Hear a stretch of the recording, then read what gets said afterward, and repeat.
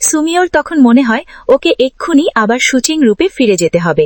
এদিকে সুমিওর কাছে যেহেতু সুচিং এর নাম্বার, যাই হোক মানে সুচিংই তো সুমিও, তো সুচিং এর যে নাম্বারটা ইউজ করে সেখানে তাংচি কল দিয়ে ওকে খোঁজ করলে ও সোজা গিয়ে ওর লুক চেঞ্জ করে পুনরায় আবারও সুচিং হয়ে ফিরে আসে। তাংচি ওপর থেকে দেখে যে ওর বান্ধবীর সঙ্গে দেখা করে ফিরছে। এখানের কেউ ওর সঙ্গে ভালো করে কথা বলছিল না, কারণ ও সকাল থেকে কোনো কাজ করেনি, কারণ সকাল থেকে কেউ ওকে দেখতে পায়নি। ও সবার জন্য কফি এবং কিছু খাবার নিয়ে এলেও কেউ কথা বলে না ওর সঙ্গে। তাংচিও ওর সঙ্গে খুব খারাপ ব্যবহার করে, এতে ওর আসলেই খারাপ লাগে। কিছুক্ষণ পরেই সবাই আবার সুমিও এর খোঁজ করলে ওকে পুনরায় রূপ বদল করে সুমিও হিসেবে সামনে আসতে হয়।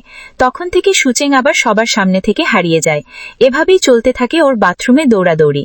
একবার ও সুমিও হিসেবে আসে, আরেকবার যখন সুচেংকে সবাই খোঁজে তখন এবার সুচিং রূপে হাজির হয়।